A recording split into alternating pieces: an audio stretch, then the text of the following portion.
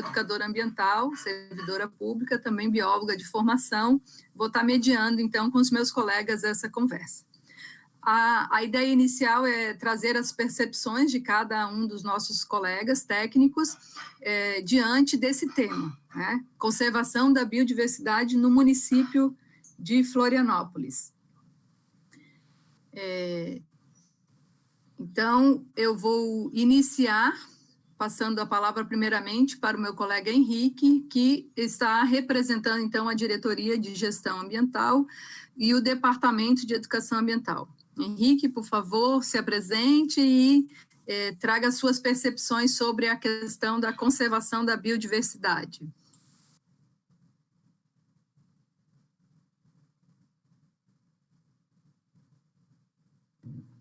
Boa tarde, todos estão me escutando? Ok? Obrigado, Silvane. A minha formação é de geógrafo, sou educador ambiental, trabalho com a Silvane, no caso, que é a chefe do Departamento de Educação Ambiental, por 4 anos, e nesses 4 anos nós temos uma experiência ótima, e essa semana já teve uma polêmica interessante, né? Sobre a questão do parque. Quem não acompanhou, que é o parque do Córrego Grande, e o que a gente percebe é uma mobilização. Então, é uma agenda que, vamos dizer, até o final do século XX, ela não era tão evidente, mas a partir do momento que mexer com a área verde do município, que no caso é o Parque Estadual o Parque do Córrego Grande, ele é o quê? Ela é uma área hoje que serve à comunidade tanto na área de passeio, de lazer, quanto na área científica. Se a gente perceber, o quê? Era uma área que era uma pastagem, virou uma plantação de exótica, e hoje nós temos uma área que tem uma diversidade biológica interessante. Temos ainda exótica lá dentro? Ainda temos.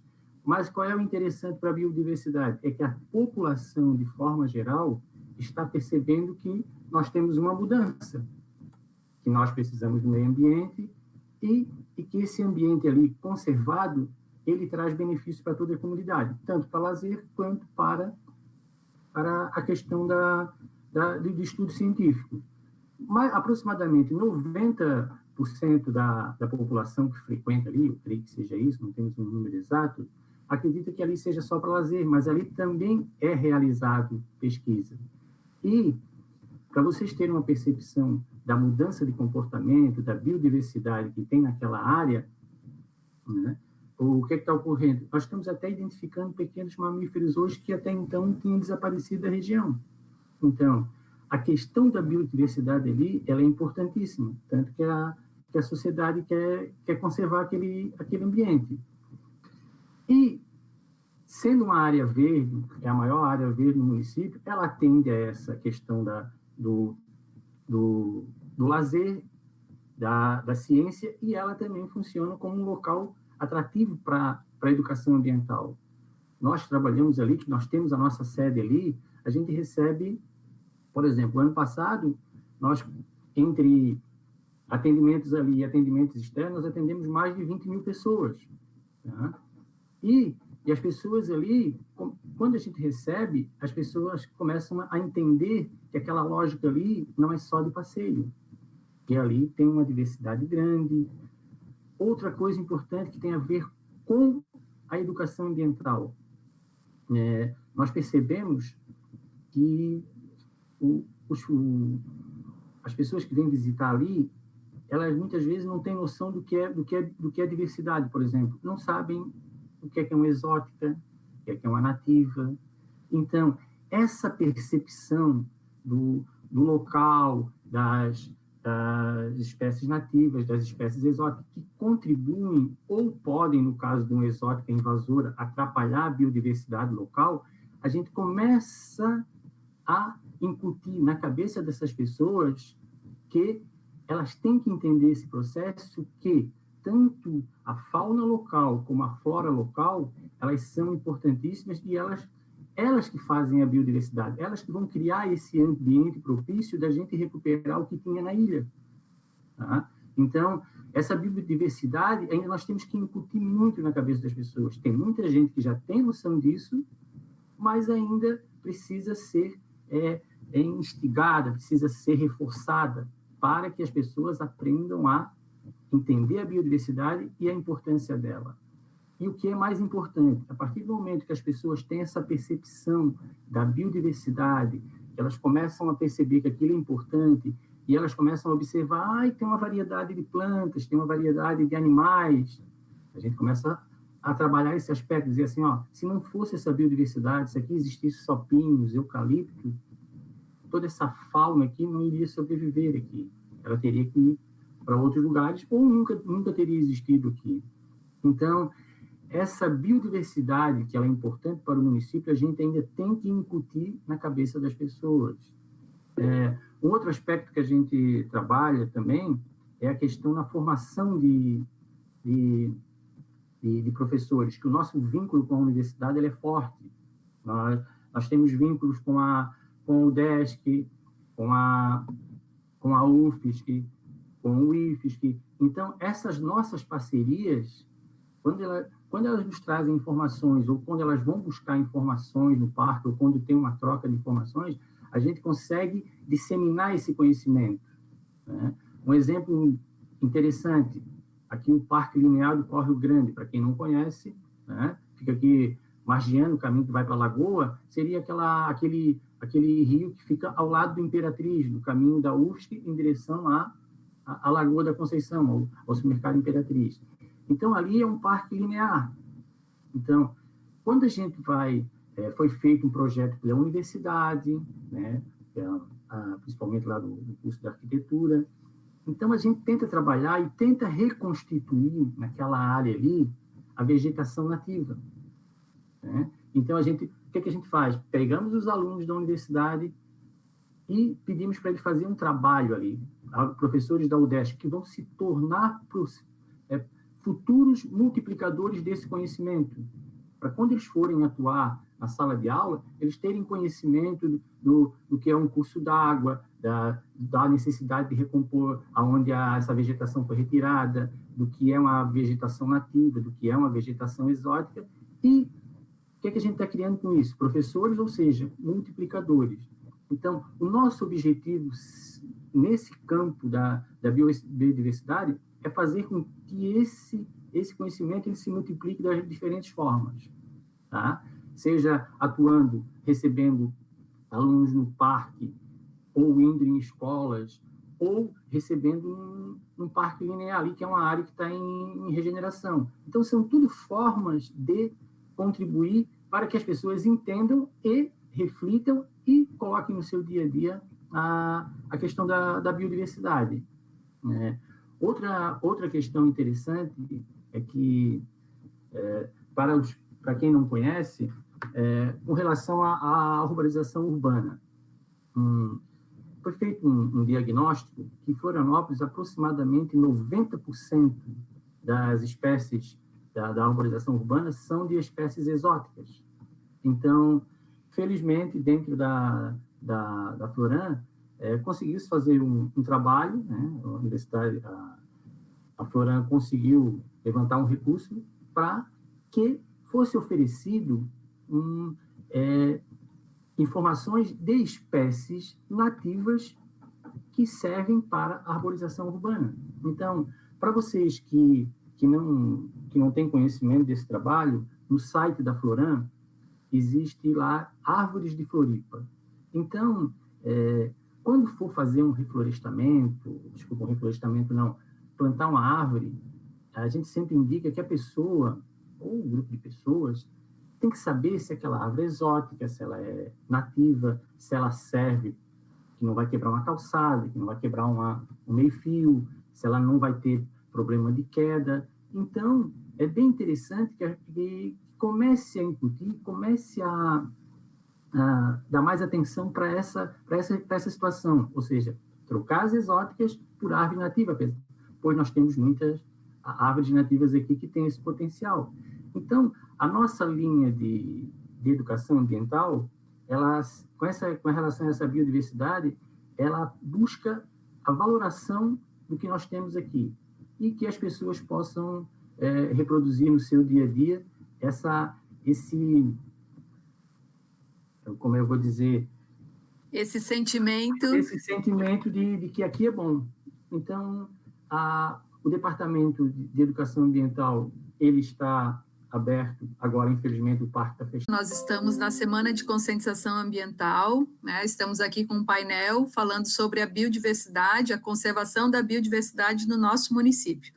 Então, o Henrique, nosso colega geógrafo, educador ambiental, trouxe essa percepção, né, de a importância das pessoas saberem, né, os conceitos, entenderem essa relação mais conceitual, né, do que é, o que significa biodiversidade.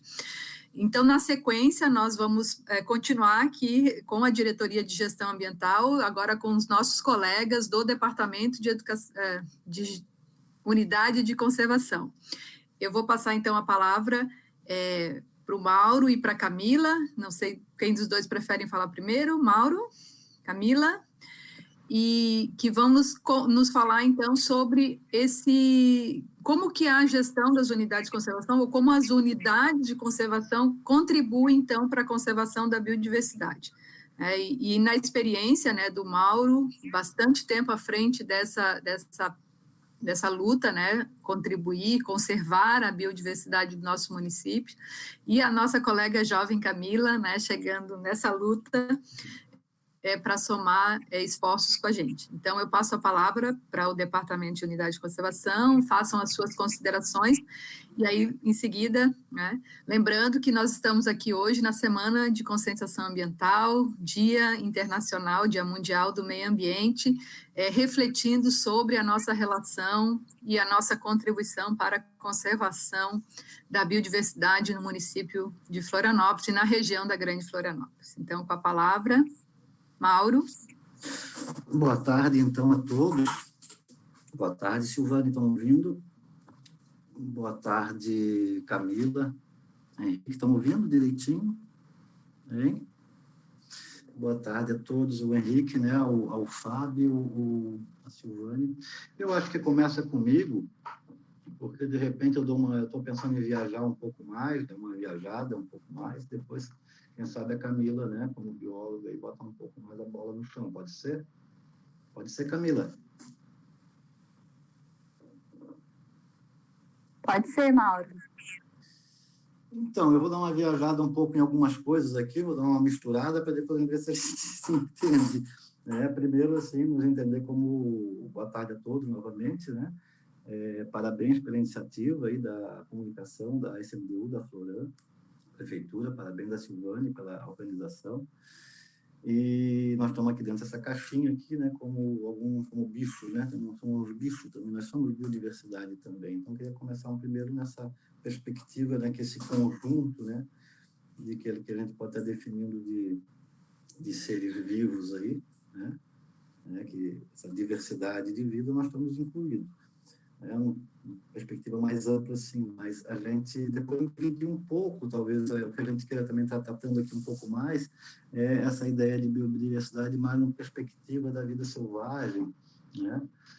Daquela vida que ainda não teve as interferências, né, do humano, porque daí seria interessante a gente dividir um pouco, porque a gente também tem outros seres que não são humanos, mas estão bastante humanizados também, né? Que ao longo do tempo a gente veio trazendo, né? Humanizando os cachorros, gatos e outros animais também. Alguns se mantiveram numa posição de humanos, animais proletários, infelizmente, e outros, às vezes, estão aí numas almofadas bem cheirosas, né? Mas isso só para fazer essa distinção um pouco, porque isso é importante, porque depois a gente tratando um pouco dos perigos que a nossa biodiversidade está correndo. Um deles aí a gente pode tratar um pouquinho, que é exatamente esses animais domésticos aí, que circulam hoje em grande quantidade, né, no meio da nossa paisagem natural. Mas baixando um pouquinho mais a bola, aqui eu estava pensando um pouco também, aqui para a gente pensar um pouco a ilha de Santa Catarina, e depois a gente enfia aí no meio dessa geografia aí também, as unidades de conservação também.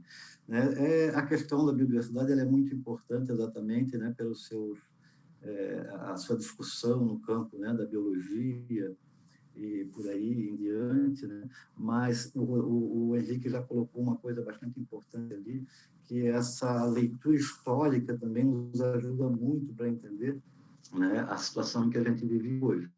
Então, a gente poderia brincar rapidamente aqui, dar uma sobrevoada na ilha de Santa Catarina, né, a gente, todo mundo que está aqui junto, lá na Barra do Sul, lá em cima, lá, né, na Barra do Canal lá, e nós vimos mais ou menos chegar lá e vir voando um balão, ou mesmo voando, né, nossas consciências, em 1500 e vindo lá da Barra do Sul até a Ponta do Rabo.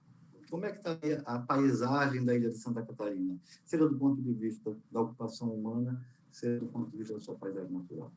E a gente, quando chegasse lá na Ponta do Rapa, a gente ia, e mais ou menos em 1700, mais ou menos, para ver como é que estava essa paisagem em 1700 ali, um pouco depois que o Dias Velho estabeleceu aquela póvoa, e aqui a gente tem uma história também um pouquinho. Aí, chegando novamente à Barra do Sul, a gente volta novamente lá para 1900, né? Com todo o processo da ocupação, da colonização, das roças, né? Dos processos de desmatamento, de ocupação e tal. E depois, a gente chegando, a gente podia fazer o último lá, retorno para estar em 2020. A questão da biodiversidade na ilha de Santa Catarina, ela é um assunto muito importante, porque ela corre muitos riscos. Ela vem correndo risco há muito tempo, ela vem sofrendo, ela vem sendo refugiada naquilo que a gente vai depois tratar com as unidades de conservação, né? E o processo de urbanização continua, o nosso processo, né, de ocupação do espaço, de uso dos recursos, e hoje a gente tem, então, pensando naquela imagem que eu estava conversando com vocês, né, hoje nós temos uma situação em que nós temos os nossos municípios continentais totalmente, né, urbanizados, né, com, né, um labirinto de concreto, e temos isso bastante também já desenvolvido na ilha, na parte oeste principalmente, né? Então nós temos um processo de urbanização muito grande. E no passado, essa situação da ilha de Santa Catarina, pelo seu tamanho, pela sua distância do continente, e por ser coberta por um dos biomas mais ricos do mundo, ela tinha uma riqueza extraordinária do ponto de vista da biodiversidade. Ainda tem, mas tinha, né, uma riqueza maior do que a gente tem hoje, né? Porque todo um trânsito, todo um movimento, né? Então, por exemplo, hoje nós não temos mais felinos na ilha de Santa Catarina. Estamos buscando aí com um projeto, ver se a gente consegue registrar, para ver se ainda mas a possibilidade é muito pequena. Nós não temos nenhuma espécie, 6 espécies de felino foram extintos na ilha de Santa Catarina durante esse processo. A ranta foi extinta, o veado mateiro foi extinto, algumas aves foram extintas e por diante.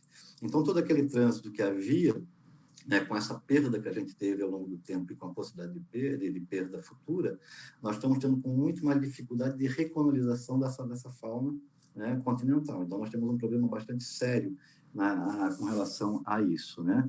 Isso aí está vinculado ao Henrique deve conhecer bem, os colegas aí que são mais da área técnica, que é a discussão sobre biogeografia, né? Quanto maior uma ilha, quanto maior, mais próxima do continente, maior a sua biodiversidade. Então, isso aí já se sabe também bastante, né? E a nossa ilha, então, como eu falei, era bastante rica do ponto de vista das aves. Nós temos aproximadamente 300 e poucas espécies de aves aí, né, com residência na ilha. Temos dezenas, né, mais de 50 espécies de mamíferos, né, árvores de porte, né, arbóreo aí, em torno de 400 espécies, uma miríade de insetos, anfíbios, répteis. Então, nós temos, na verdade, uma riqueza muito grande ainda. E aí, como o Henrique falou, essa questão histórica, né, ao longo do tempo, a humanidade foi percebendo, né, o quanto ela estava alterando, descaracterizando, modificando, e a partir, então, do final do século XIX para o século XX, iniciou todo esse processo, né, de discussão e de construção desse instrumento jurídico, político, que a gente chama hoje de unidade de conservação, para que a gente pudesse, então, garantir que certas paisagens, né, e os seres que ali vivem, né, pudessem estar sendo conservados. Então, esse é um pouco do histórico das unidades de conservação que a gente poderia, né, que hoje na ilha de Santa Catarina, aflorando, nós temos a gestão de 8 unidades, Lagoa do Peri, Lagoa do Leste, né, dunas da Lagoa, vários ecossistemas, temos florestas, temos mangue, temos dunas, né, temos costões rochosos, então temos uma riqueza, né, de ambiente, que essa é uma outra das características da ilha de Santa Catarina muito importante, né? Nós temos no nosso tecido natural aqui, né, todos esses ecossistemas. Nós temos laguna, lagoa, duna, mangue, floresta, Então, nós temos toda essa composição, né, de ecossistemas que permitiram e permitem muito mais essa riqueza de biodiversidade, né? Então, assim, eu estou colocando essas questões, né? Nós temos um projeto hoje importante que a Camila vai estar trazendo, que é a questão do projeto Fauna, que a questão da caça, né, ainda é um problema na Ilha de Santa Catarina, né? O desmatamento ainda né? A perda dos habitats, né? A perda dos habitats, essas coisas todas, né? Então, nós temos muitas questões para estar pensando, né? E eu queria simplesmente, então, para, nesse momento, estar encerrando, para estar jogando, como eu te falei para vocês, uma ideia que eu acho importante, porque, na verdade, a questão ambiental que se instalou aí nas últimas décadas nos colocou numa questão muito complicada, que é a questão, né, de que nós estamos num processo de decisão do futuro que a gente quer ter, para onde que a gente vai. Né? Nós estamos no momento de decidir para onde que a gente deseja ir. Né? E aí eu lembro de uma frase de um pensador conhecido, que é o Hegel, onde ele dizia que o humano tomando consciência de si é a natureza tomando consciência de si. E aí, então, esse processo que a gente tem que estar pensando que nós, como espécie, como humanidade, né, a responsabilidade que a gente tem, né, da garantia desses outros seres que coabitam esse planeta há muito mais tempo que nós, né, estão coabitando conosco aí, né, e tem todo o direito de estar coabitando conosco aí na frente. Então, nós temos que, na verdade, repensar exatamente para onde que a gente deseja estar indo, seja enquanto planeta, seja enquanto cidade, se nós pretendemos viver num lugar, né, pobre, sombreado, né, sem água, sem flores, na solidão da vida, sem os outros seres que nos acompanham, sem a corruíra que canta, né, de manhã na janela da casa. Se a gente vai preferir ter um jardim florido, com passarinhos cantando, ou se nós vamos preferir estar vivendo num ambiente, né, umbralino. Era isso. Obrigada, Mauro. Como sempre, belas palavras, né? Nosso filósofo, sempre é bom ouvir essas suas reflexões, né? Então, precisamos tomar consciência de quem somos e onde estamos, né? Então, Camila, fique à vontade. Boa tarde a todas e todos. Obrigada, Silvânia, aí pelo convite. A gente está junto aqui nesse Dia Mundial, né, do Meio Ambiente, comemorando um tema desse ano da biodiversidade. E eu acho que dá para... Um minuto. Mauro, você pode desacionar o seu microfone, por favor? E eu acho que eu vou tentar iniciar pegando um gancho já, né, do Mauro, que quão difícil eu acho que a gente está falando sobre biodiversidade no momento de hoje, né, que a gente está sentindo diretamente na pele. Aqui em Florianópolis a gente está falando que a gente está vivendo uma seca aí, né, que está se batendo recorde acho que o último registro foi em 51, se eu não me engano, e a gente está vendo todos os impactos, né, que a ilha está sofrendo, uma escassez hídrica, e os morros secando, muito incêndio. E mesmo assim, com isso tudo acontecendo, a gente ainda vê que tem uma dificuldade muito grande de entendimento, né, social da importância que a biodiversidade faz nos nossos dia a dia, né? E a gente está falando aqui, então, indo um pouquinho, voltando, tentando buscar esse chão lá do Departamento de Unidade de Conservação, né? A gente tem essa luta, a gente tem a oportunidade de estar sentindo que está trabalhando diariamente para a conservação da biodiversidade, né?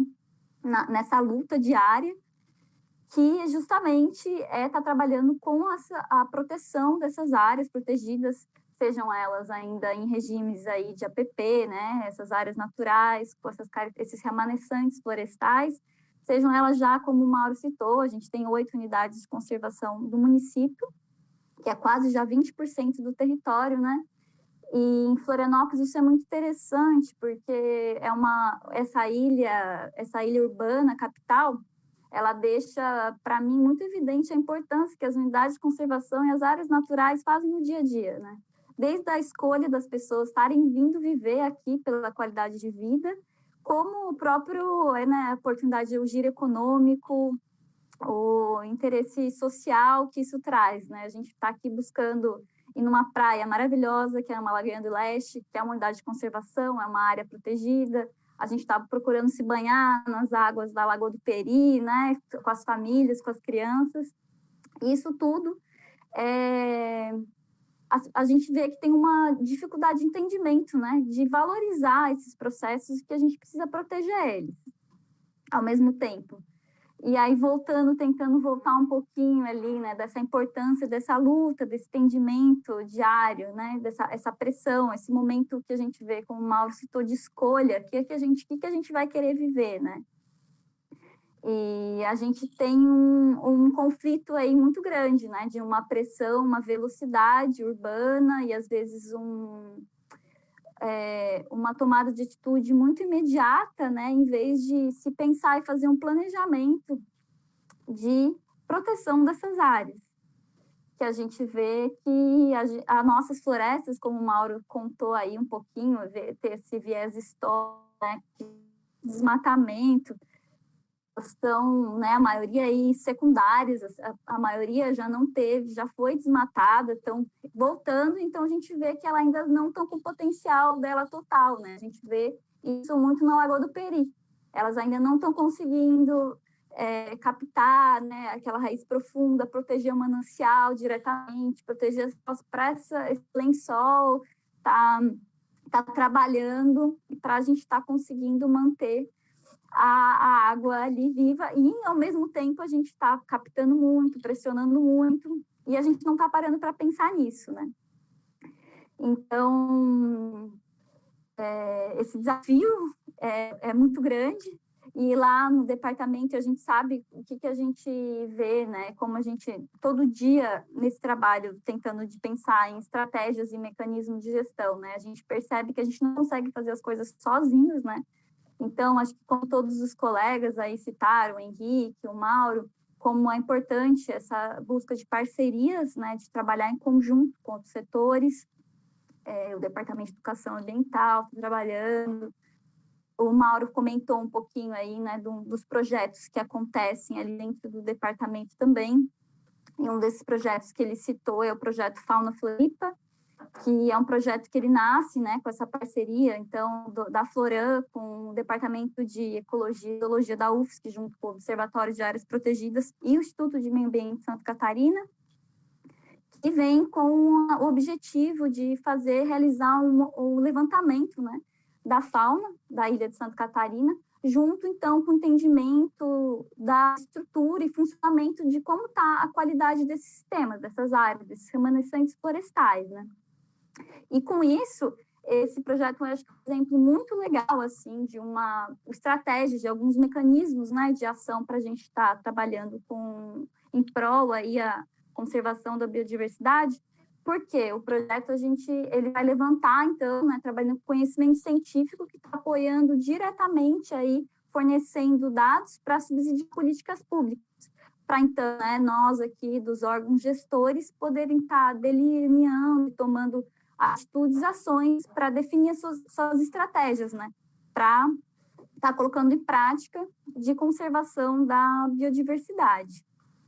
E hoje, né, eu não posso deixar de falar, hoje, Dia Mundial do Meio Ambiente, inclusive, o projeto ele está entrando, ele tem 6 meses, e ele está entrando hoje numa segunda fase, né, depois de toda a instalação de armadilhas gráficas e investidas de campo. Hoje vai acontecer o lançamento dele na mídia social, no Instagram, que ele entra, Instagram, Fauna Floripa, e ele entra, então, para mim, nesse segundo momento, que é muito importante, que é a divulgação científica alinhada com a educação ambiental, né?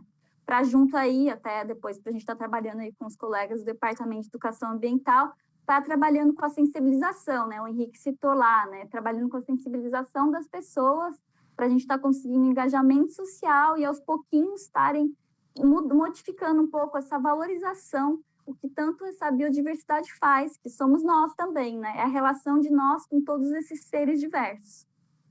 Então, bom, acho que eu não sei se eu já passei o tempo, falei bastante coisa, mas eu acho que, por enquanto, acho que é isso. Tá, depois a gente conversa mais um pouquinho. Então, obrigada, Camila, né? Então, quem está chegando agora, nós estamos na Semana de Conscientização Ambiental, né? Conversando aqui com os técnicos da Floran. Nós tivemos, então, um panorama, né, de como a educação ambiental e as unidades de conservação, então, estão relacionadas diretamente com a proteção e a conservação da biodiversidade. A Camila trouxe vários bons exemplos, né? Parabéns para o projeto Fauna Floripa, vamos todos colaborar, né? Com certeza estaremos juntos, né? Será essa questão do monitoramento, né? Ele faz parte de uma estratégia que colabora com a conservação, então é muito interessante, né? Que bom que está dando certo, está sendo já um sucesso e nós teremos então mais esse elo de conexão aí com o Fauna Floripa, né, se tornando público, então, para todo mundo ter acesso. Dando sequência, então, dessas discussões, né, depois nós vamos voltar a ter uma nova rodada, mas agora eu quero passar a palavra para o Fábio, né, o Fábio Wingers, é o nosso colega da diretoria de fiscalização, e ele vai trazer, então, esse olhar, tanto da fiscalização quanto do licenciamento, que o nosso colega Fábio também tem experiência nessa área, para fazer, então, essa relação, né? Nós estamos falando de gestão ambiental, só que a gestão ambiental por si só, sozinha, não dá conta. A Camila bem falou, precisamos estabelecer essas parcerias, né? E aí, os outros segmentos da política ambiental é a fiscalização e o licenciamento. Então, é esse tripé, gestão, fiscalização e licenciamento, né? Então, como que isso se dá? Fábio, com a palavra, seja bem-vindo ao nosso debate. Boa tarde, Silvane, acho que todos me ouvem. Ótimo. Gostaria de agradecer o convite, né? A fiscalização, apesar do número reduzido de fiscais que a Floran tem hoje, de toda a dificuldade que a gente tem de conseguir movimentar tanto a parte política quanto a parte operacional para conseguir trabalhar, a gente tem tido muito esforço em tentar melhorar a questão da qualidade do meio ambiente em Florianópolis, né? A gente tem lutado bastante nesse sentido, e falar de biodiversidade em Florianópolis em Brasil já é complicado, porque a gente tem uma das maiores biodiversidades do planeta. Falar em Santa Catarina também, que a gente está aqui numa divisão de regiões biogeográficas, então a gente tem tanto fauna de áreas mais temperadas, quanto fauna de áreas mais tropicais. A gente tem todos os tipos de vegetação da Mata Atlântica, né? A gente tem restinga, tem mangue, a gente só não tem mata de araucária, mas está aqui pertinho, no Antônio Carlos já tem. Então, a gente tem uma diversidade muito grande. E manter essa biodiversidade, o pessoal da Unidade de Conservação falou bastante bem, é um trabalho hercúleo, né? É um trabalho bastante grande, no sentido de que a gente tem uma pressão muito grande da ocupação dessas áreas, porque elas são normalmente áreas nobres, áreas próximas de praia, áreas próximas de rio, de lagoas, e aí as pessoas querem sempre poder botar o seu barquinho, poder botar a sua casinha, ver aquela vista maravilhosa, e aí ela reclama que o vizinho está derrubando a árvore, que, olha que absurdo, está derrubando aquele garapuvu lindo, mas ela não vê de que a casa dela foi construída em cima de um local na mesma posição, né? Então, a gente tem na fiscalização, a gente tem esse problema de sempre ter a culpa é do outro, a culpa é do vizinho que estava estragando tudo, mas eu estou aqui conservando, estou protegendo o meio ambiente, apesar da minha casa estar numa área de preservação permanente, apesar da minha casa estar numa área de ocupação irregular. Esse é um problema recorrente aqui na ilha, né? Uma ocupação desempregada, né? A gente tem muita ocupação irregular e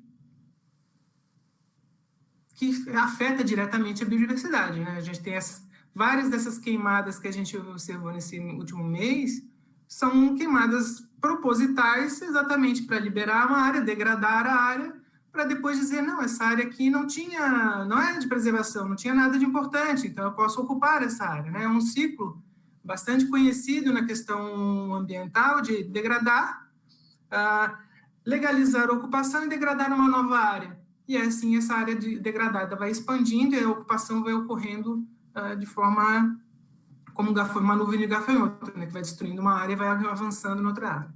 Essa semana mesmo a gente conseguiu, foi até uma coisa meio histórica para a gente, conseguimos, junto com a delegacia com a DEIC, de prender 2 pessoas que estavam fazendo parcelamento irregular do solo, prender no sentido, com base na legislação civil, né, que a gente normalmente trabalha só com a parte administrativa, né, são multa e coisa assim, e essas multas às vezes demoram um pouco para serem aplicadas, mas a Polícia Civil acabou prendendo essas duas pessoas que estavam no ato do parcelamento irregular do solo. Espero que isso aconteça mais vezes para a gente frear um pouco esse tipo de coisa.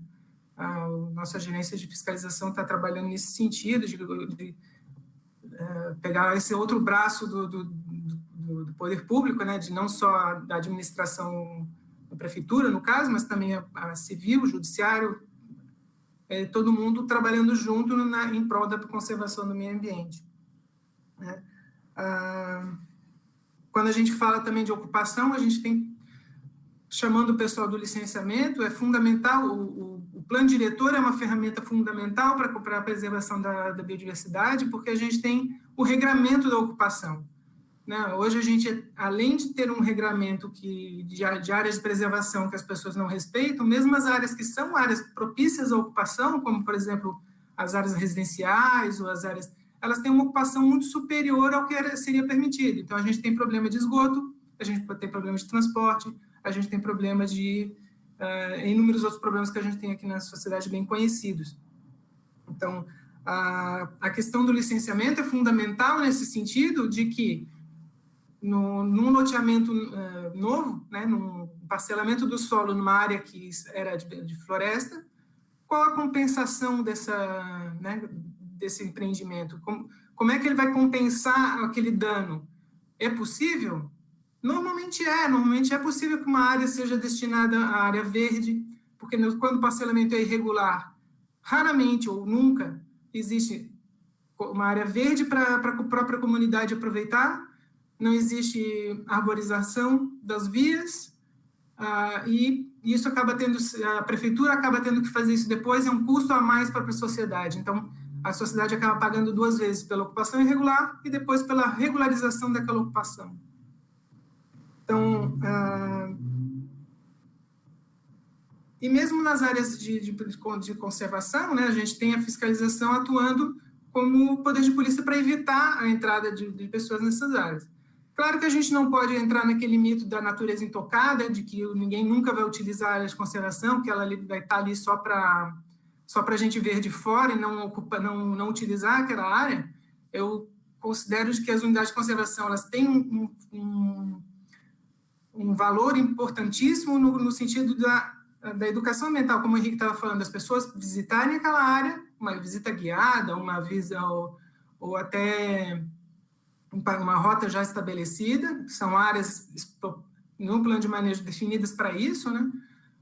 Mas é fundamental que as pessoas entrem em contato com essas áreas e deem valor para aquela região. Né? Conhecer a Cachoeira do Poção, as pessoas vão lá por causa daquilo. Se eu começo a construir casas em volta e o Poção eu não consigo mais tomar banho, ele perdeu o seu valor. E aquela área, que era uma área super valorizada pelo seu valor natural, eu perdi essa área e aí eu só tenho mais uma casa no meio num lugar irregular, né, num rio poluído. Isso eu consigo em qualquer lugar. Por que Florianópolis é tão boa? Porque ela tem uma qualidade ambiental muito boa. Então, se eu destruo essa qualidade ambiental, Florianópolis vai virar só mais uma cidade como qualquer outra. Por que as pessoas vão vir para cá? Então, nesse sentido, a fiscalização tem muitos... tem um trabalho bastante grande pela frente, né? Eu espero que a gente consiga tomar conta nesse sentido. Perfeito? Obrigada, Fábio, né, pelas palavras iniciais. Então, a gente vai fazer agora uma segunda rodada, né, com algumas questões que cada um possa ter levantado, né, durante essa primeira conversa. Então, nós estamos aqui, entre os colegas da Floran, debatendo sobre a importância da conservação da biodiversidade para o município de Florianópolis e para a Grande Florianópolis. Então, só gostaria de relembrar as pessoas que estão nos assistindo pelo YouTube, né, que esse é o canal oficial, né, da Prefeitura, né, e está transmitido, então, a Semana de Conscientização Ambiental. A sala aqui para os palestrantes é exclusiva para os palestrantes, então, se alguém tiver interesse, acesse o link no YouTube da Prefeitura. Agradecer também as considerações que estão sendo encaminhadas pelo chat ao vivo lá do YouTube, né, que está sendo coordenado pela equipe de apoio da Prefeitura e do próprio departamento. Então, estamos aqui na frente das câmeras, mas tem várias pessoas nos ajudando, esse novo tempo, essa nova realidade que também estamos nos acostumando, né, a trabalhar de uma forma diversa. Mas nós estamos sempre aprendendo, então a diversidade também faz parte do nosso ser, né? O Mauro bem salientou, nós somos também animais, né? Somos seres vivos dentro desse ecossistema, desse sistema, então trazer essa relação. Então, para a gente continuar o nosso debate, se alguém quiser pedir a palavra, Mauro, quer se manifestar? Pode ser eu. Para a gente alternar aí um pouquinho. Mauro, só gostaria que você ou falasse um pouquinho mais alto ou deixasse o seu microfone um pouquinho mais perto, porque na tua fala anterior estava um pouquinho baixo.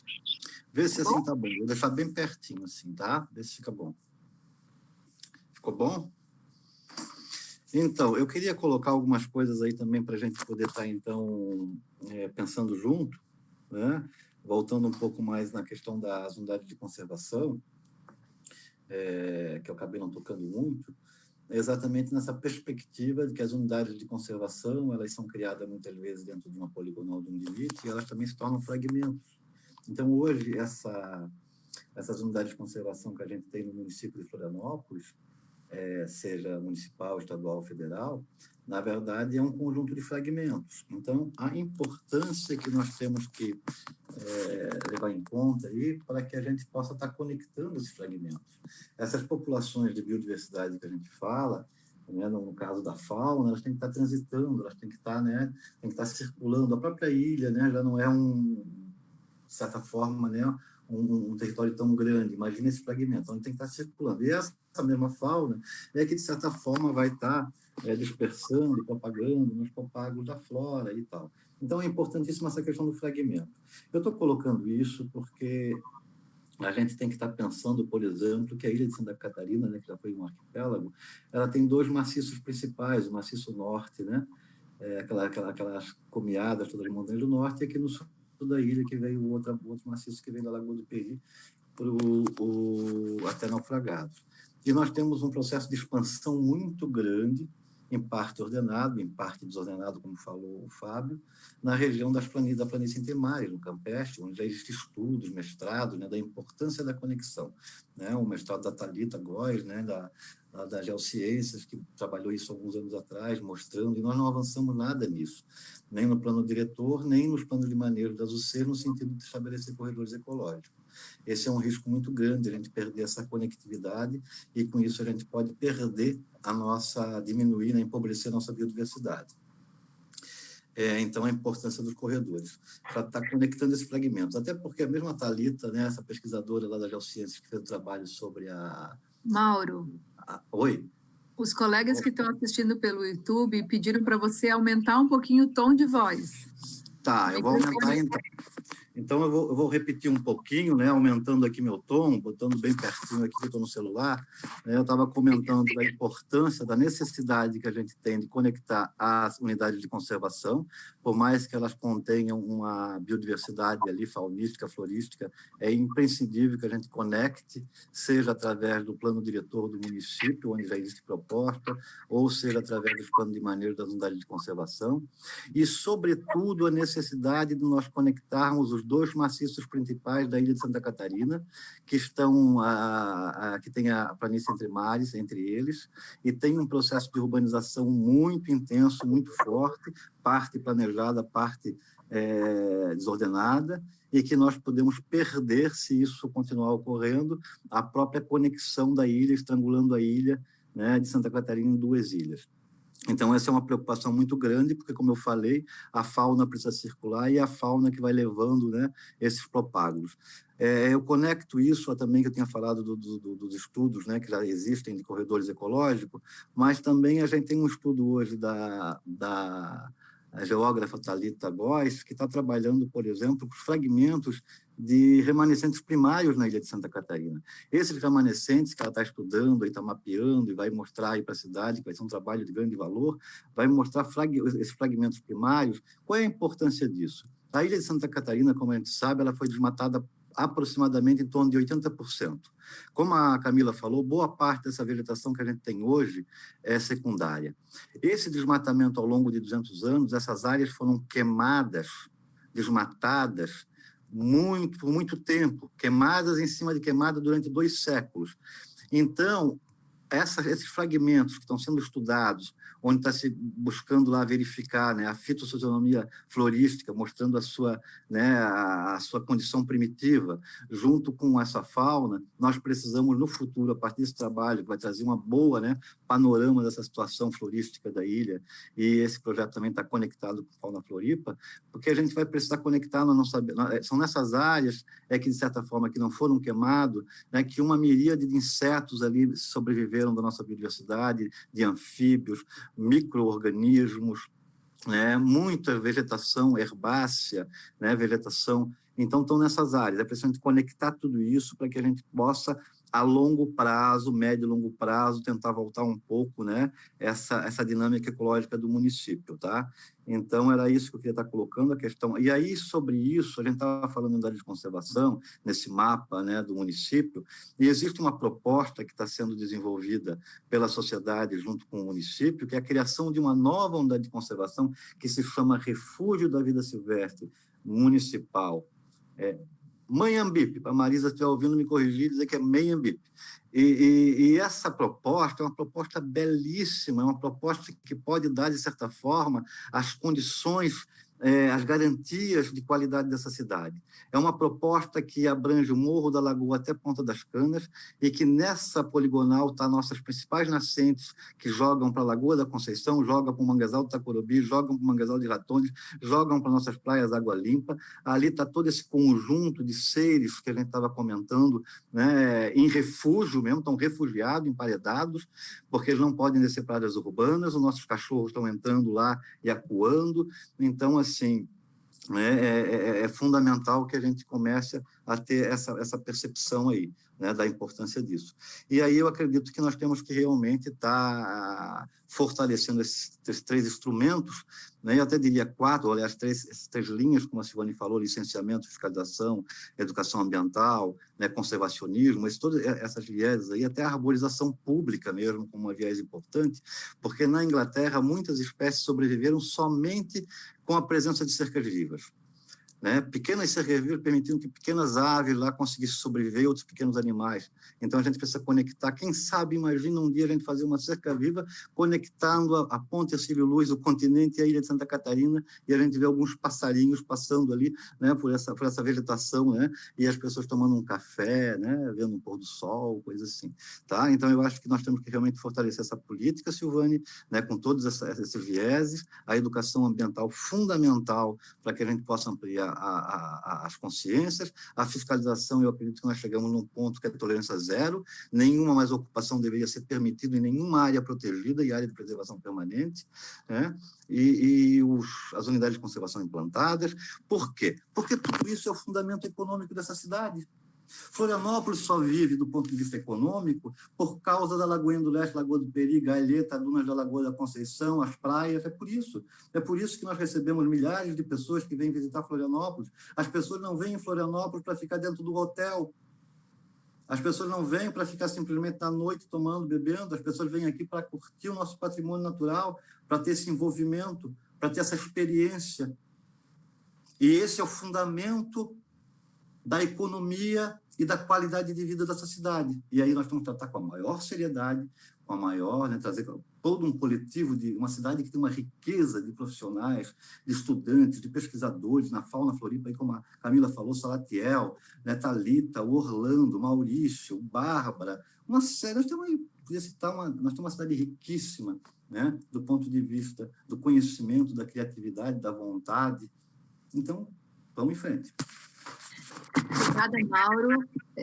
Só lembrando, então, que essa unidade que o Mauro falou está circulando aí nas mídias sociais uma petição para colaborar com, né, assinaturas para colaborar com a implementação, né, e a criação dessa unidade. Então, vocês aí acompanhem nas mídias sociais.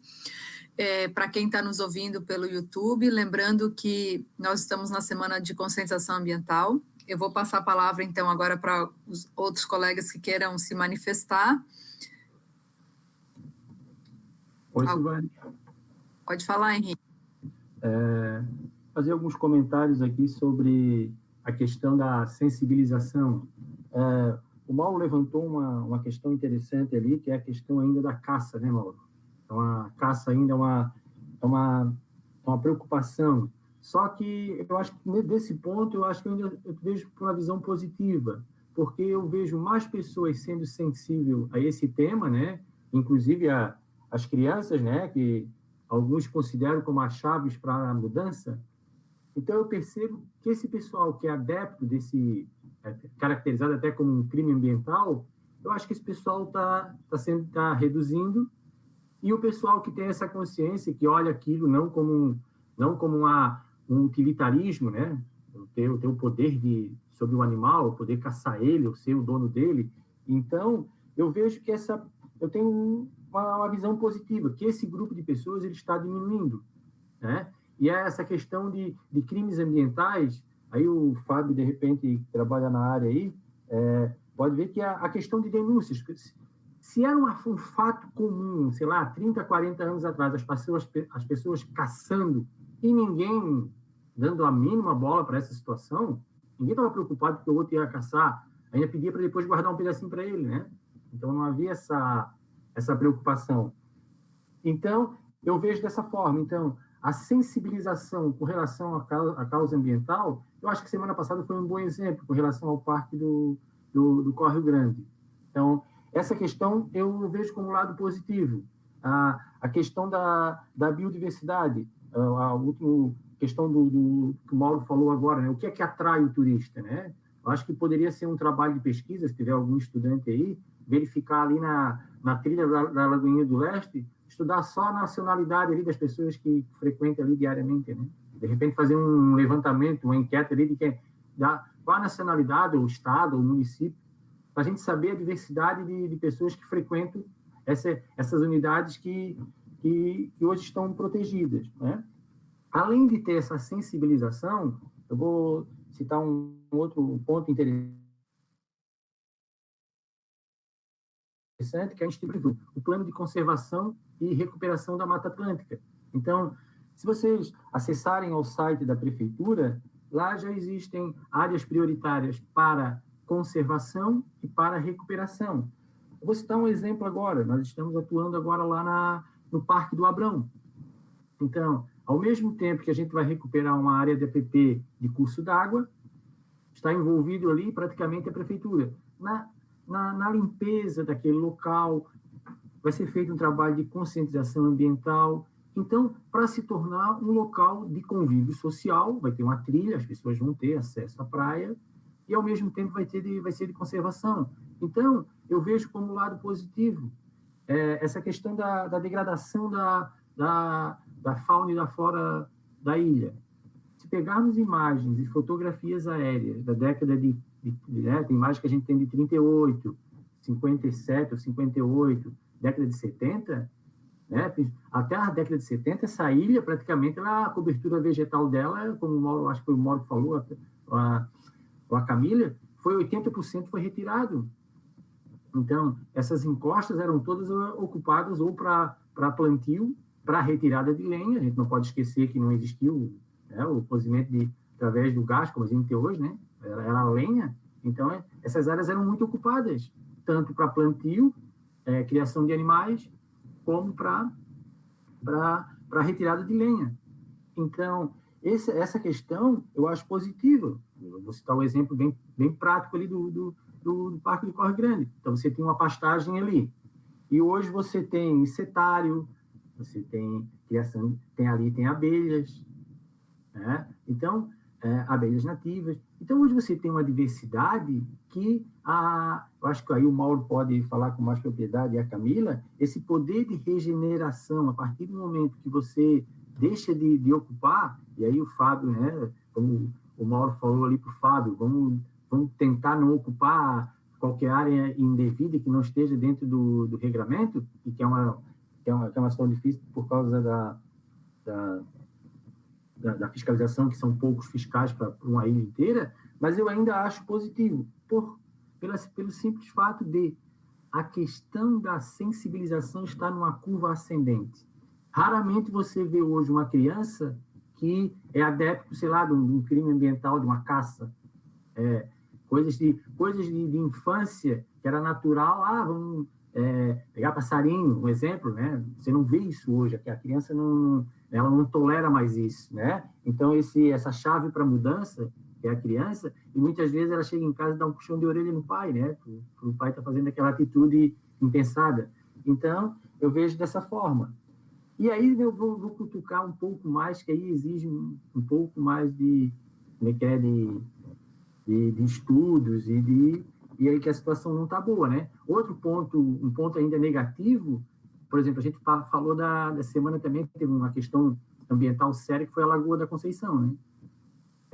Ali foi um crime ambiental de porte, né? Não sei se o Fábio estava lá ou ficou sabendo como é que foi aquilo.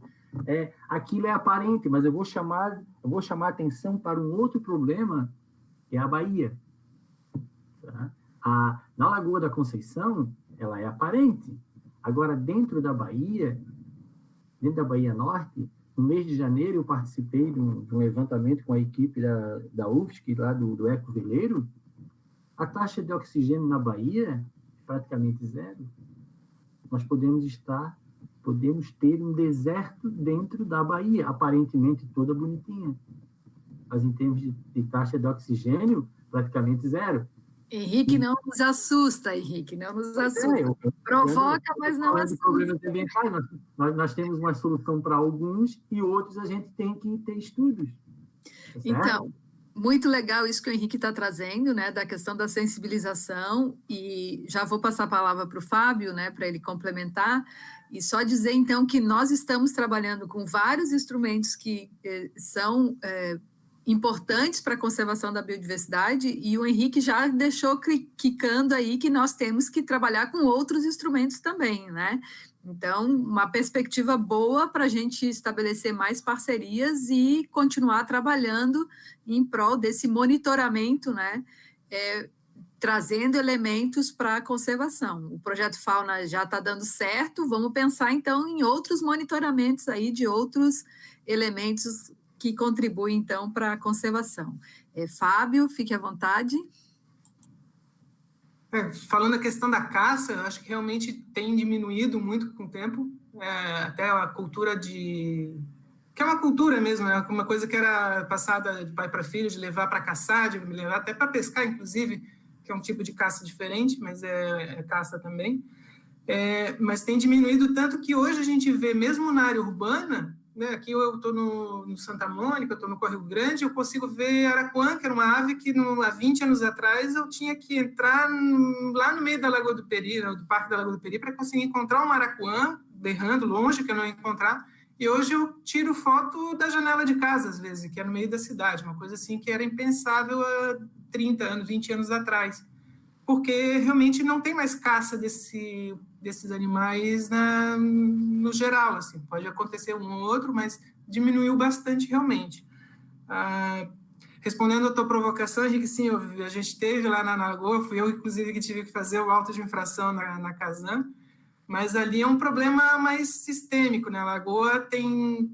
O problema principal é a circulação de água, então, baixa de chuva, né? Então a maré vermelha vai ocorrer ali claro que existe contribuição de esgoto tanto da rede ali, quanto de vários outros pontos, e a Lagoa, inclusive, é um dos lugares que a gente mais tem fiscalizado nesse sentido, de ligação irregular. Inclusive, por causa dessa situação... Mauro, você está com 2 entradas na sala e um microfone está aberto. Aí está dando interferência. Beleza, desculpe.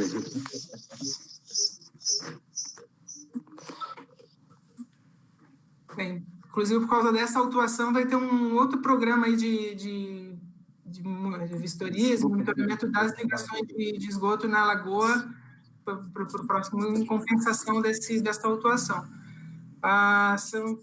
E eu queria chamar a atenção para outro probleminha também que a gente tem bastante grande em relação à biodiversidade, que são as invasões biológicas. A gente tem, se a gente passar ali no Monte Verde, nos Ingleses, a gente vai encontrar ali uma floresta de pinos, praticamente, nas áreas que são áreas verdes ainda do município, né?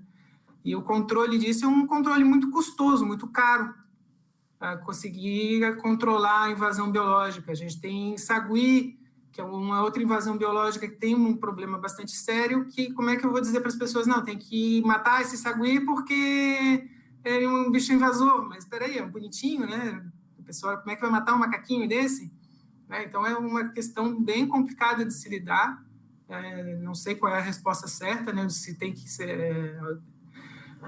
castrar, ou qual é a solução que se tem que se dar, mas é uma invasão biológica, não é um animal nativo da nossa região, ela está interferindo na diversidade biológica, a gente tem alguns problemas nesse sentido, né? Mesmo que a gente já tenha uma fauna e uma flora empobrecida em relação ao continente, já por causa dessa devastação dos 1900, 1930, que a cidade era toda cortada, as matas da cidade eram todas cortadas para a produção de carvão e para roças. Hoje a gente tem aí a recuperação bem boa em alguns lugares, mas a gente tem invasão biológica, a gente tem ocupação irregular nesse sentido também. Aí nosso trabalho de fiscalização está nesse sentido. Obrigada, Fábio. Então, parabenizar a equipe da Floran através da fiscalização, né? Vocês têm feito um trabalho exemplar, né? Nós temos acompanhado aí as notícias aí da página da prefeitura, né? Ontem mesmo teve essa prisão que você comentou, né? As pessoas que estavam fazendo loteamento irregular, tá tendo esse acompanhamento de perto da Lagoa Pequena, a questão da Lagoa da Conceição, a questão do monitoramento né? Vocês estão próximos também à questão do preocupação com os incêndios, né? Então, é muito legal esse trabalho, né? Esse novo olhar da nossa fiscalização, né? Dentro da cidade.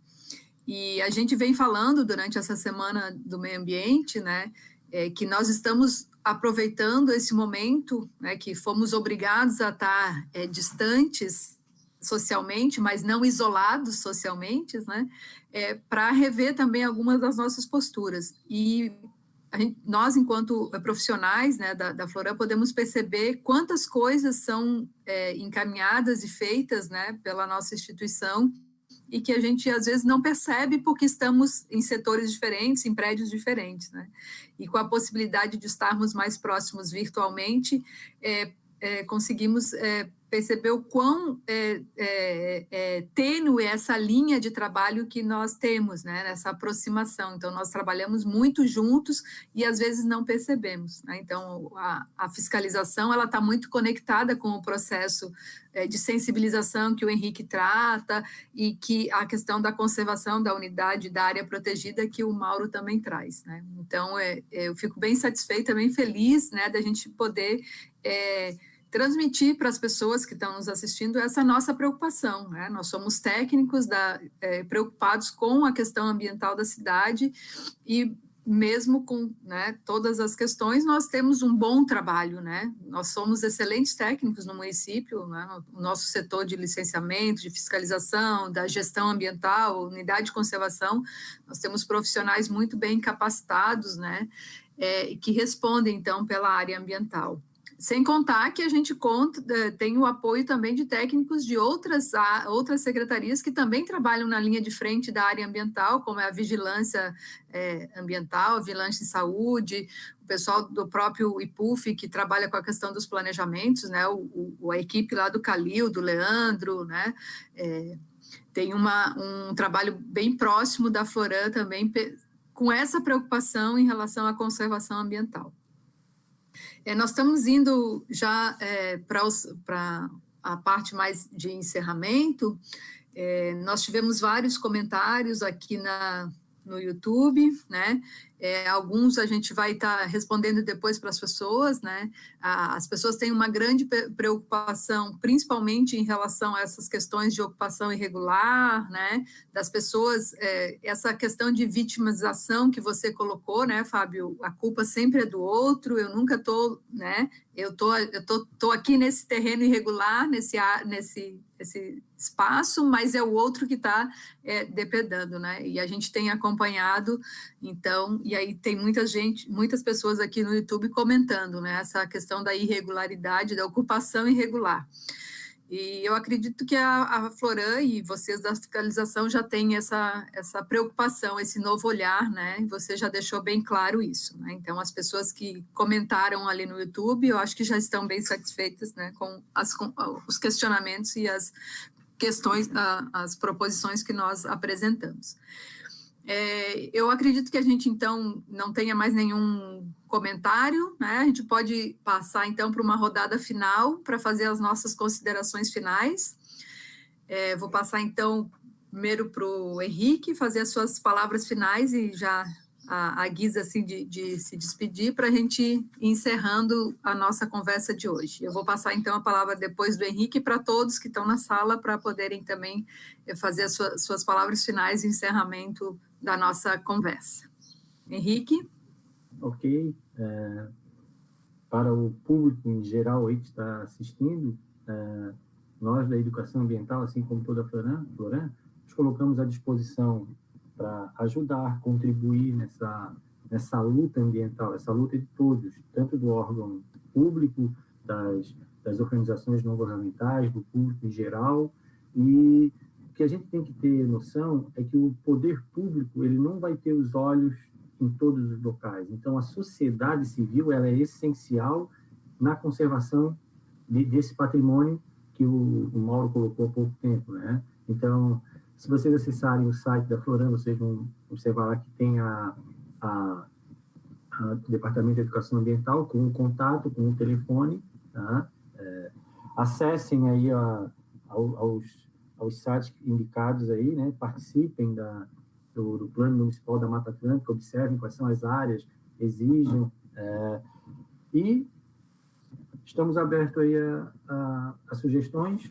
Se na abertura novamente do parque estejam lá presentes e nos procurem para qualquer eventualidade. Agradeço pela participação aí e até uma outra oportunidade. Boa tarde para vocês. Obrigada, Henrique. Camila? Bom, acho que encerrar, eu queria dar um pouquinho esse gancho da importância da sensibilização, né? Tem um pequeno ponto de vista um pouquinho diferente aí, que o Henrique disse antes, que está uma curva ascendente. Eu acredito que esteja curva ascendente, sim, mas que, infelizmente, essa curva só não está acompanhando o mesmo ritmo da outra curva, né? De crescimento, de pressão que a gente está vivendo. Então, como é extremamente importante a sensibilização e educação ambiental, né? E aí o Henrique fala da mobilização da sociedade civil, porque a gente tem uma frase que eu não sei agora quem mas é que de quanto mais conhecemos, mais amamos, né? E aí o momento que a gente está hoje, eu vejo como a gente está precisando conhecer, porque parece que a gente não está sabendo amar e deixando o nosso planeta e a gente mesmo indo embora, né? Então, nesse sentido, dá para a gente... O importante é a gente estar conhecendo, divulgando e estar indo atrás das informações justamente para estar tendo essa mobilização social e esse engajamento para fortalecer, né?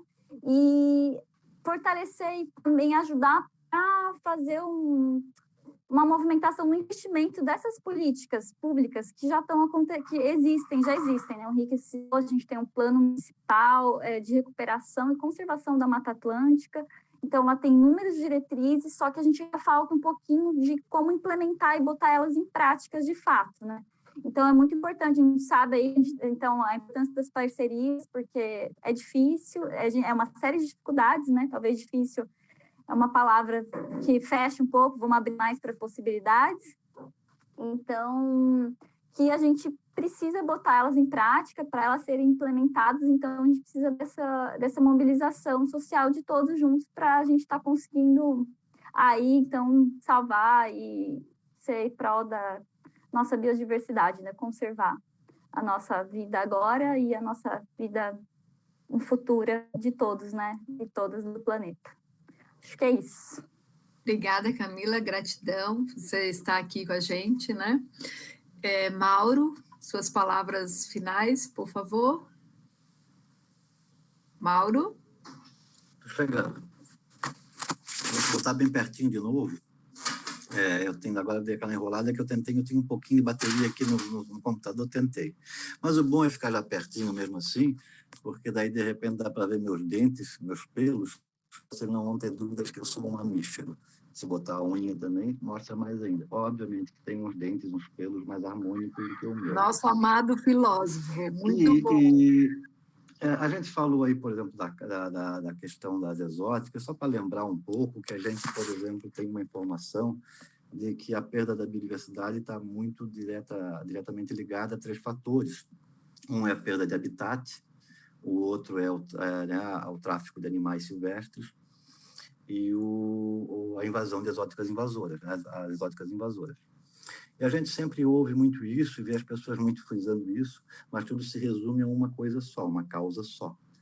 O Homo sapiens é o Homo sapiens que está reduzindo os habitats, ele que está traficando, caçando, e é ele que também está, na verdade, levando coisas para um lado e para o outro, né? E espalhando, aí, criando esses problemas de invasão biológica. Então, primeiro, para a gente ter isso como uma perspectiva, né?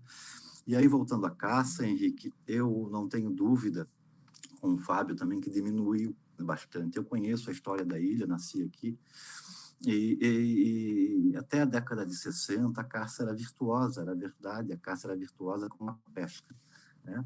Os caçadores desciam, né, com os seus troféus nas costas e iam festejar nos bares ao longo das estradas de chão que vinham do norte da ilha para o centro ou do sul do centro. Então, é verdade, diminuiu bastante, tem uma mudança bastante grande, né? E tudo isso muito, a gente agradece a educação ambiental, né? Assim como a fiscalização, mas a caça acontece na ilha ainda.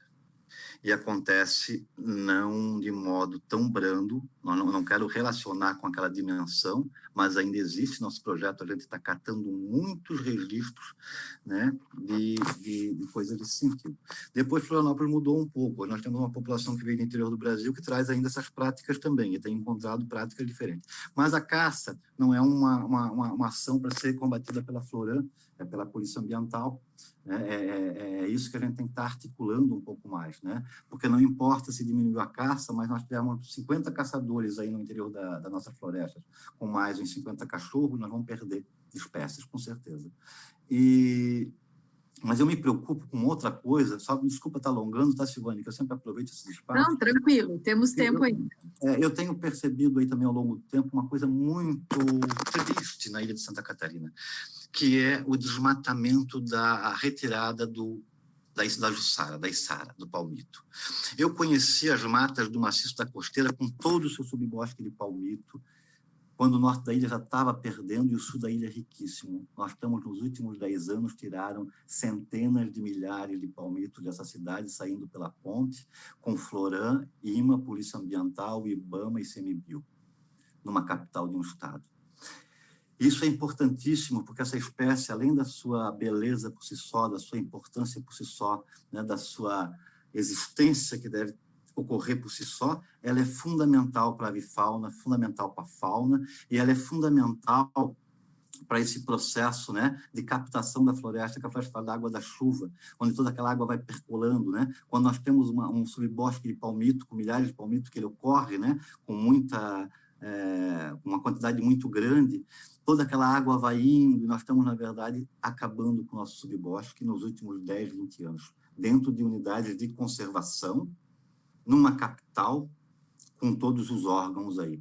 E aí eu diria para o Fábio que, assim, eu concordo com o Fábio, mas eu acho que muitas vezes nós temos uma fiscalização que tem uma certa dificuldade, como falou, e a gente acaba indo muito do urbano para nossas áreas protegidas. Então, nós estamos, na verdade, a fiscalização não entra nas florestas da ilha.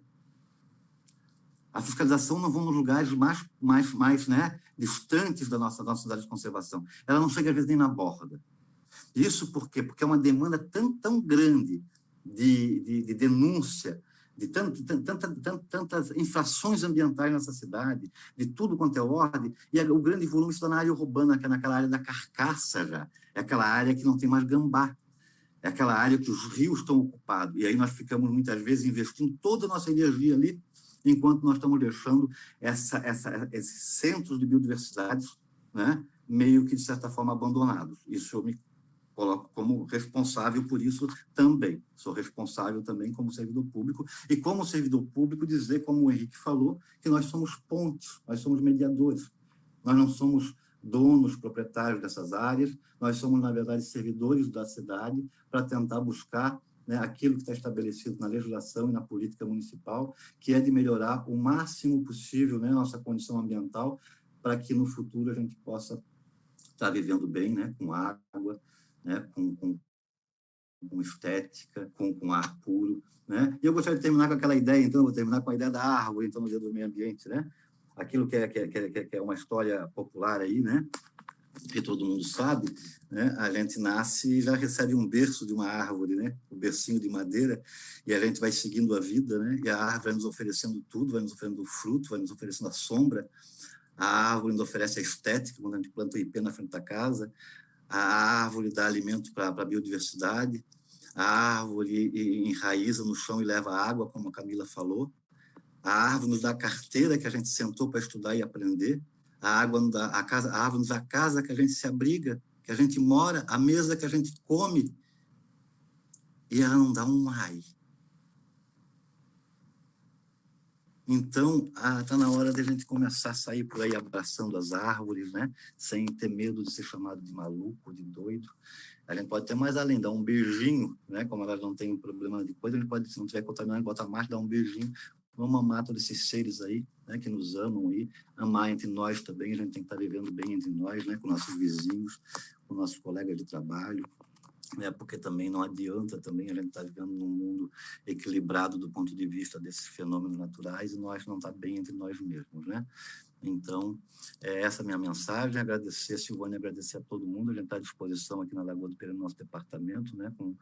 Sempre à disposição naquilo que a gente pode, tá? Agradecer a Camila aí pela contribuição, o Henrique, né? O Fábio, ao querido Nicolas aí que está fazendo a estrutura também aí no fundo, né? E agradecer a todas as pessoas aí, porque nós temos que estar todo mundo junto nesse processo, né? Como o Henrique falou. É uma coisa aí de um processo de ampliação, e aí, como o Hegel falou, né? Nós vamos tomar consciência, né? Além de nós mesmos, vamos tomar consciência do mundo em que a gente vive e da nossa responsabilidade daqui para frente. Um abraço e boa tarde para vocês. Obrigada, Mauro. Então, trazendo aí as palavras um outro conceito que a educação ambiental trabalha bastante, que é a questão da amorosidade, né? O amor que precisa estar presente enquanto amorosidade, né? Entre os seres e entre os espaços que a gente vive. Passo a palavra, então, para o Fábio, suas considerações finais. Eu vejo que nos últimos anos, pelo menos 40 anos, desde que a sociedade tem mudado muito, né? Mudou desde a própria Constituição de 88 já trouxe aí muitas alterações na visão da res pública, né? do que é bem público, que até então no direito ambiental era considerado como coisa de ninguém, daí passou a ser considerado como coisa pública, coisa de todos, e gerou a necessidade, a ECO 92 trouxe uma mudança no regramento do licenciamento ambiental, trouxe mudanças bastante grandes nesse sentido, então toda a sociedade tem mudado e com um foco, uma necessidade da preservação ambiental mais forte, né? Quando eu era pequena, eu lembro da questão de Cubatão, que era a cidade mais poluída do mundo. Hoje, Cubatão é uma cidade que está numa questão ambiental muito melhor do que está agora. A gente já tem uma preocupação com efluentes, né? E Florianópolis também tem mudado bastante. Esse meu primeiro ano aqui na Fundação de Meio Ambiente de Florianópolis, a gente já teve alguma alteração de postura, de estrutura da fundação, né? Demorou bastante, mas a gente foi contratado aí como fiscal. Até então, a fiscalização também era muito menor do que é hoje, então a gente está tendo uma reestruturação. O próprio Mauro é designado fiscal, né? Ele sabe bem a situação que tinha até então. Hoje a gente tem uma mudança aí de postura, uma mudança de estrutura. Então, espero que nos próximos anos a gente consiga aí ter um incremento na qualidade ambiental do município, que é aquilo que toda a sociedade deseja, né? Toda a sociedade quer, que realmente tenha a segurança de que ela está no lugar apropriado, né, como diz a Constituição, o meio ambiente agradável e sem poluição, sem invasões, nesse sentido. Então, tomara que melhore, as perspectivas são boas. Obrigada, Fábio. Só um esclarecimento, Fábio, o nosso colega Mauro, ele é concursado, ele não é designado, né? Então, ele é... Então, ele é concursado em outra área, mas tá, ok, designado do cargo de fiscal, né? Isso, não, ele é efetivo da prefeitura, né? Diferente de mim, que eu sim sou designada, eu sou efetiva, servidora pública efetiva da Secretaria Municipal de Educação e estou à disposição para executar o programa ou a ação de educação ambiental dentro da Floran, né? Mas... Isso não é o caso, só a questão de que ele conhece bem a história da Floran e sabe dos problemas da fiscalização, né? Já que ele trabalha há tanto tempo nessa área. E eu vim chegar agora e estou... Não, tranquilo, é só uma questão de esclarecimento. Da mesma forma que a nossa colega Camila é bióloga, mas ela não atua exatamente como bióloga, porque ela é contratada, né, como bolsista do departamento. Mas nós não deixamos de chamá-la de bióloga, porque ela já é bióloga, né? Então, às vezes, as questões burocráticas acabam... pegando um pouquinho, mas nada mas Silvane, não é uma questão burocrática, para esclarecer, né? Eu não me apresentei. Eu fiz concurso público para fiscal de meio ambiente em 1987. Desde 1987 eu sou concursado como fiscal de meio ambiente do município. A Floran começou em 95, né? Então eu sou anterior à Floran. Então, como fiscal, trabalhei esse tempo todo quase como fiscal, conheço tudo, e aí fui convidado a fazer alguns anos, uns 8 anos, para assumir o Departamento de Unidade de Conservação, pela minha experiência, mas da minha formação, eu sou concursado, né, em 1987 para fiscal de meio ambiente do município de Florianópolis. Essa informação.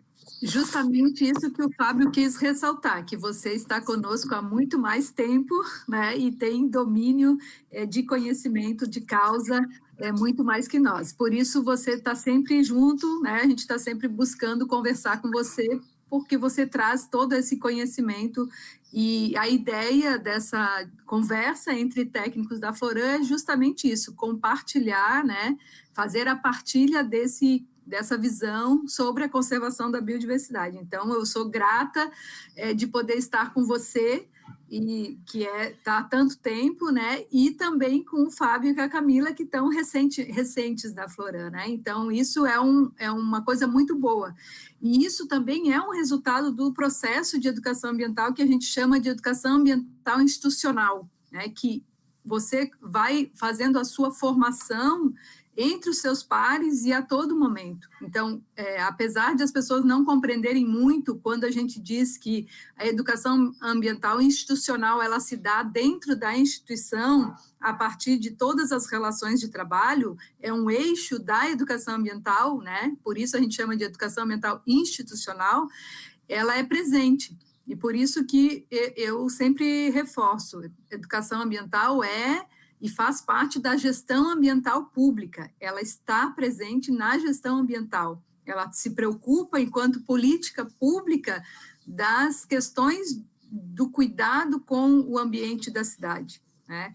E não é só lá atendendo na trilha, na unidade de conservação, fazendo práticas de sensibilização, mas sim todo o trabalho de articulação entre os pares, entre as pessoas que fazem, que tem uma metodologia específica, tem umas estratégias específicas. Então, isso que nós estamos fazendo hoje à tarde, por exemplo, essa partilha de saberes entre nós e com as pessoas que estão nos assistindo, é um processo pedagógico, né? Nós poderíamos até chamar de uma live pedagógica, como o professor Daniel gosta muito de falar, né? Dos princípios da educação para a sustentabilidade. Então, isso é bastante significativo para nós, educadores ambientais, porque nessas 2 horas 1h30 que nós tivemos junto, nós tivemos um crescimento profissional significativo. Apesar de algumas pessoas não perceberem de imediato, mas esses processos, eles são processos pedagógicos. E aí a importância que nós, da educação, os técnicos da educação ambiental, vinculados a essa área de conhecimento da educação ambiental, tentamos trazer à tona e imprimir para a nossa cidade. Né? Qual a importância desse olhar da educação ambiental na construção desses processos que vão contribuir com a gestão da cidade, a gestão ambiental pública, e aí com seus diversos instrumentos e as suas diversas áreas, né? E então, gente, a gente está agora encaminhando para a finalização.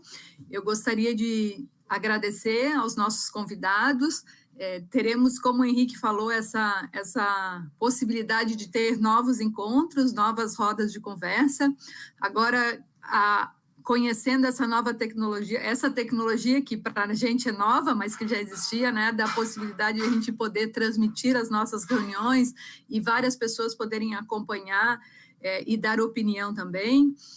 Então, nós vamos estar depois vendo lá com o pessoal que fez a parte estrutural aí de apoio, os comentários que ficaram pendentes para depois responder, se caso for necessário, se algum comentário ainda ficou em aberto, mas agradecer a oportunidade, então, de estar partilhando todo esse nosso conhecimento com todas as pessoas que nos assistiram pelo canal da Prefeitura no YouTube, e dizer que nós estamos, então, dentro da programação da Semana do Meio Ambiente. Teremos uma live daqui a pouquinho, às 18 horas, falando sobre a questão das inovações em relação à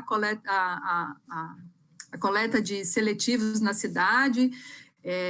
O presidente da CONCAP, o Lucas, vai trazer algumas novidades para a gente, trazendo a questão da coleta de verdes, né, bem legal, se vocês puderem acompanhar pelo canal da Prefeitura, né, as inovações em relação a essa meta que nós nos colocamos aí enquanto cidade para ser Floripa Lixo Zero 2030. Então, vai ser o painel das 18 horas.